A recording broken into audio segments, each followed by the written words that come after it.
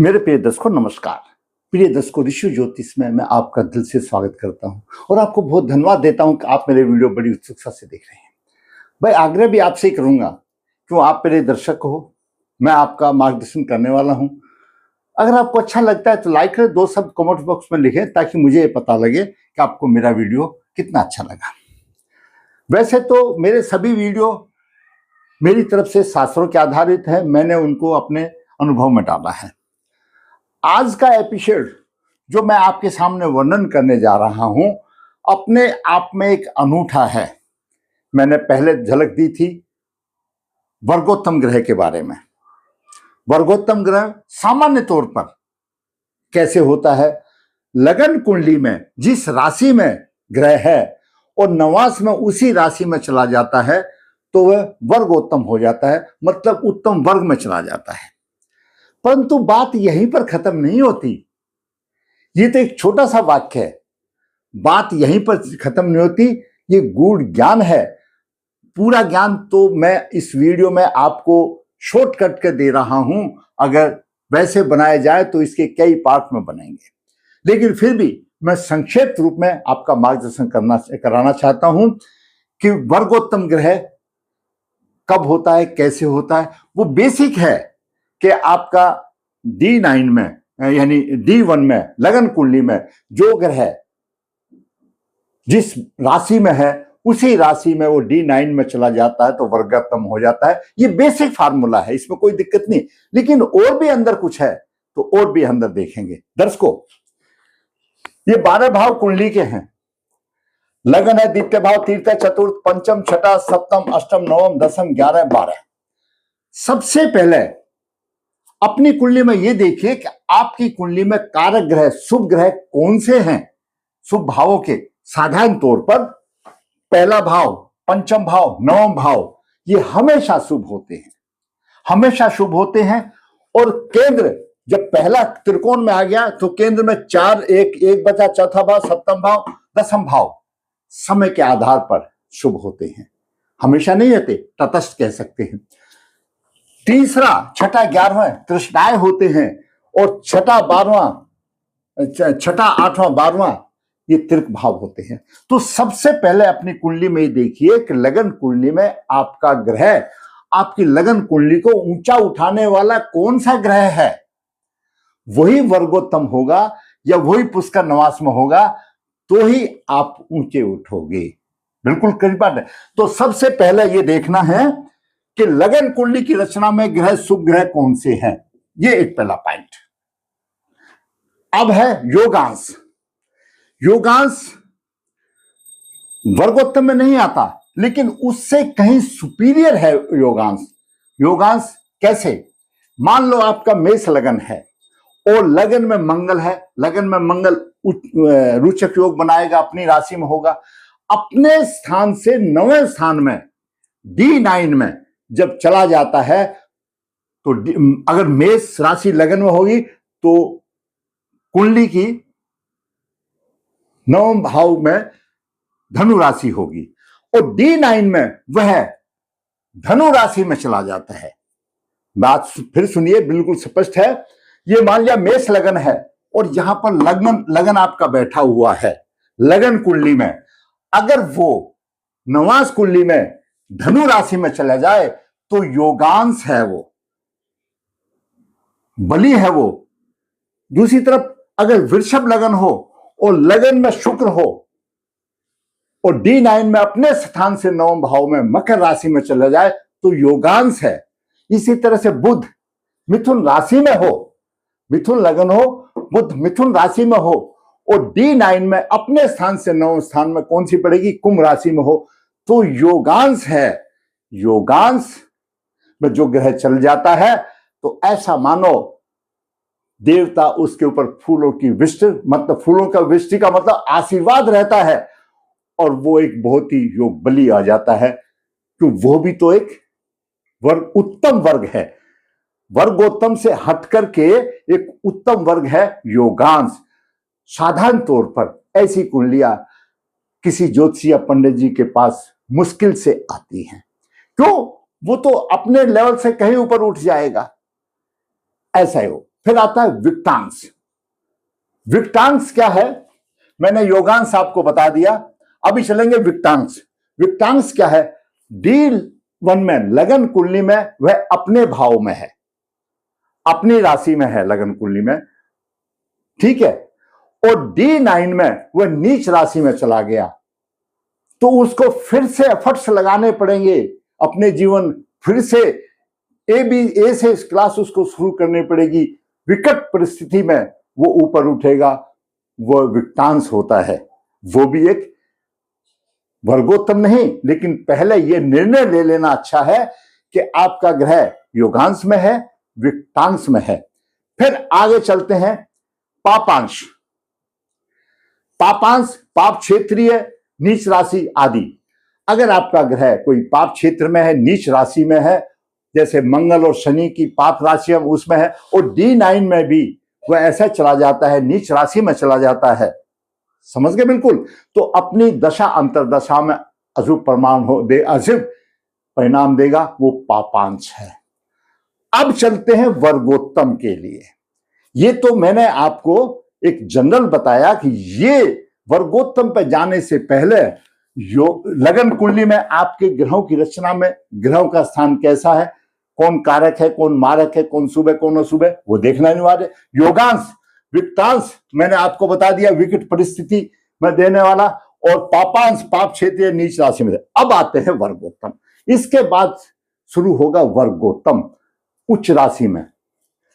वर्गोत्तम पहले 3 राशियों में बांटा गया है, हम इसको देख लेते हैं। आपकी चर राशि हो 1, 4, 7वां 10वां, इसमें पहला 9वां 0 से लेके 3-20 तक, 3-21 हो जाएगा तो नहीं, 3-20 तक वो आपका चर राशि में होगा, वर्गोत्तम जा सकता है। दूसरा स्थिर राशि में 2, 5, 6, 8वां 5वां 9वां 13, 20 से 16, 40 तक वो वर्गोत्तम में चला जाएगा स्थिर राशि में। द्विस्वांग राशि 3, 6, 9, 12 में 26, 40 से 30 तक होगा, वो भी वर्गोत्तम। ध्यान दें मेरे दर्शकों, ये विश्व नवास में भी आता है और पुष्कर नवास में भी ग्रहों के अंश आते हैं। अगर जो वर्गोत्तम आ गया और पुष्कर नवास में आ गया तो सोने पे सुहागा आ गया। अगर वो वर्गोत्तम भी है, विश्व नवास में भी है, तो उसमें अच्छाई के साथ साथ बुराई भी है, ये भी आप ध्यान दीजिए। मैं आपको यहीं पर आपका कॉन्सेप्ट क्लियर करता जाता हूं। तो ये आ गया, इन राशियों में बनता है चर राशि, स्थिर राशि, द्विस्वांग राशि। अब चलते हैं उच्च क्षेत्रीय वर्गोत्तम, उच्च क्षेत्रीय, ठीक है दोस्तों, उच्च क्षेत्रीय। अगर आपका D9 में उच्च राशि में है, और D9 में नहीं, D1 में लगन कुंडली में जो ग्रह उच्च राशि में है और वह D9 में नवास कुंडली में भी उच्च राशि में चला गया, तो उसको कहा जाएगा वर्गोत्तम।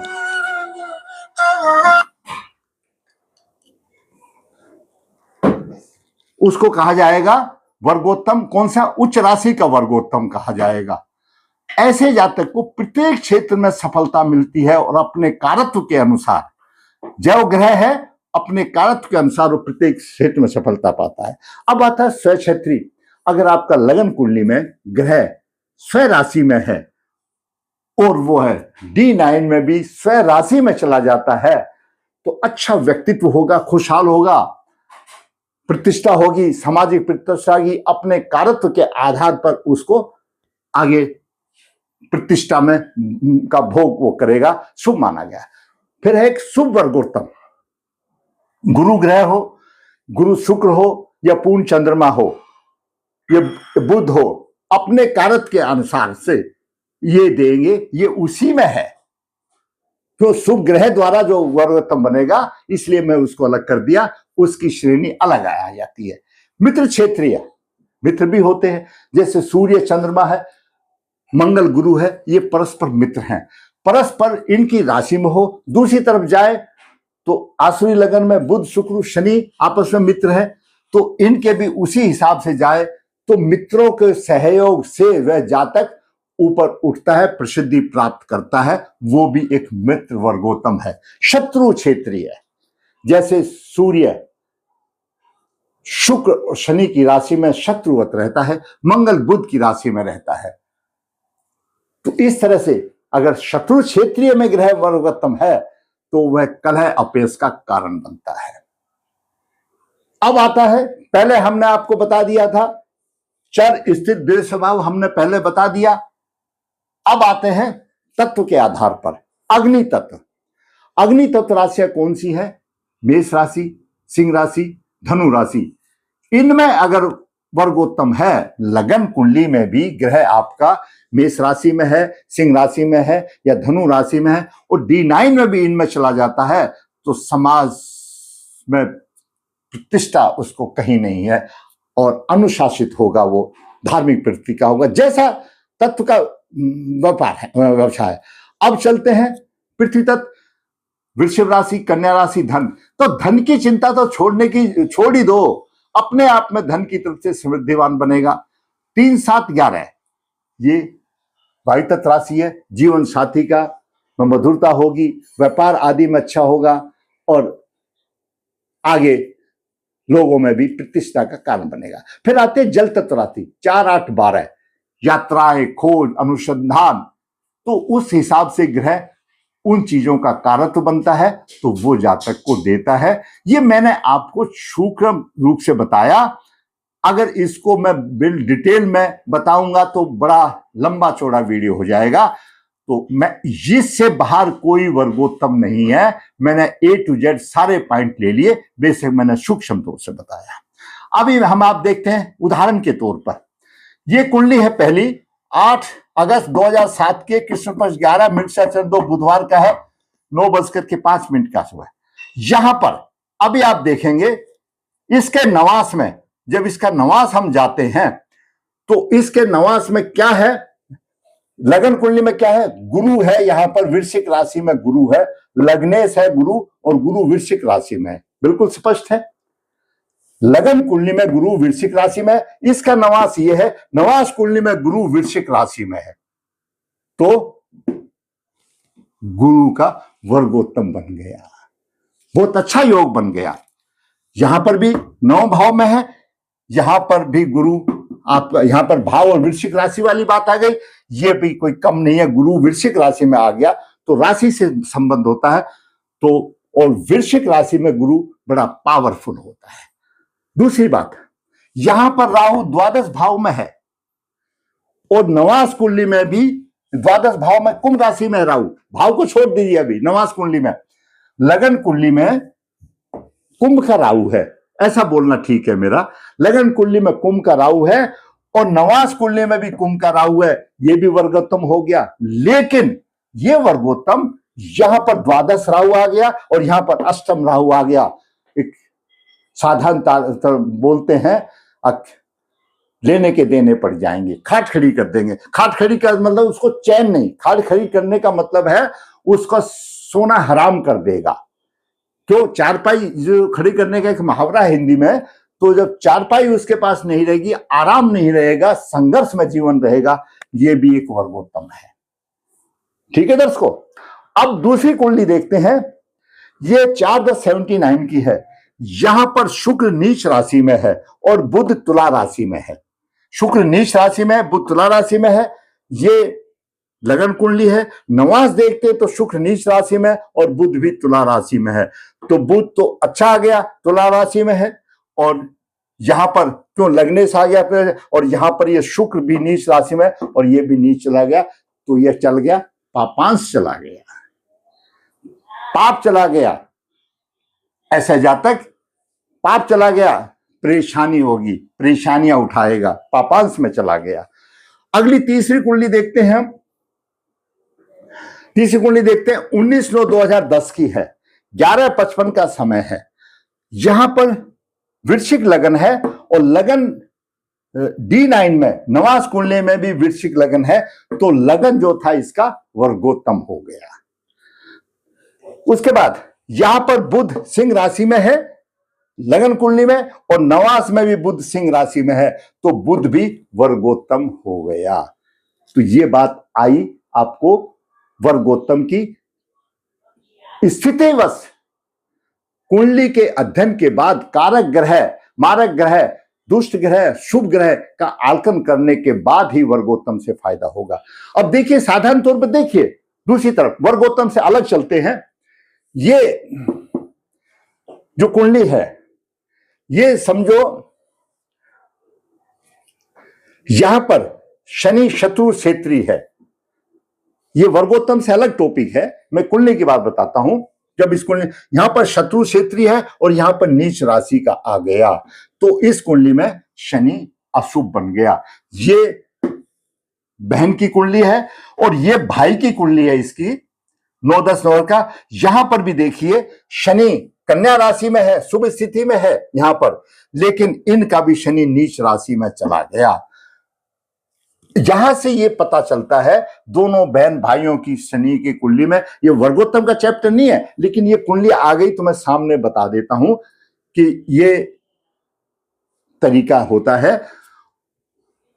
अग्नि तत्व भी मैंने बता दिया, पृथ्वी तत्व भी बता दिया, वायु तत्व भी, जल तत्व भी बता दिया। मैंने सभी हिसाब से आपका मार्गदर्शन किया, कौन कौन सी राशि में कैसे होगा। एक कुंडली उदाहरण ये दिया, दूसरा कुंडली दिया और तीसरा कुंडली ये तीसरा कुंडली ये दिया मैंने, 3 कुंडली। ये 79 का जन्म है, ये 2010 का जन्म है और ये 2007 का जन्म है। तो ये होता है वर्गोत्तम। जिसका शुभ वर्गोत्तम होगा उसको कोई आसमान ऊंचाइयां छूने से कोई रोक नहीं सकता, बड़ी ऊंचाइयों पर जाया जाएगा, लेकिन उसको देखना पड़ेगा भाई पाप प्रभावित ना हो, वो एक अलग चीज है। पाप प्रभावित अगर होगा तो फिर कैसे होगा। जैसे यहां देखें, ये बुध यहां पर आ तो गया, बुध यहां पर सिंह राशि में है, नवास में आया तो बुध के साथ गुरु भी आ गया, बहुत अच्छा है, लेकिन राहु भी आ गया। वो उसमें अंतर अवश्य आएगा। ये गहन अध्ययन, ये पत्रिकाओं की इंडिविजुअल देखने की बात है। तो मैंने आज आपको वर्गोत्तम से संबंधित में जो मुख्य पॉइंट थे, मैंने कोई नहीं छोड़ा। 3 कुंडलियों में मैंने आपको उदाहरण के साथ बता दिया। और ये ऐसी कुंडलियां जो योगांश वाली हैं, मैं एक साफ बताता हूं, किसी पंडित जी के पास दिखाने की जरूरत नहीं, कि उनको कोई परेशानी नहीं आती तो कौन जाएगा पंडित जी के पास दिखाने के लिए। मैं तो कुंडलियां देखता हूं, मैं प्रैक्टिकल रूप में हूं, मैं अध्ययन करता हूं, पत्रिकाएं लिखता हूं, पत्रिकाएं देखता हूं, तो मुझे तो कुछ थोड़ा सा मिल जाएगा, क्योंकि मैं एक दफ्तर में बैठ करके वीडियो नहीं बनाता। मैंने ये अनुभव में लिया है और वही आपके सामने करता हूं। तो आप अपनी कुंडली आराम से देख सकते हैं। अगर आपका मार्गदर्शन आज की इस वीडियो से हुआ है तो भाई मैं ये कहूंगा, वीडियो को लाइक करें, शेयर करें और जिसे चैनल सब्सक्राइब नहीं सब्सक्राइब करें, ताकि आने वाले भी अपडेट आपको मिलती रहे। धन्यवाद।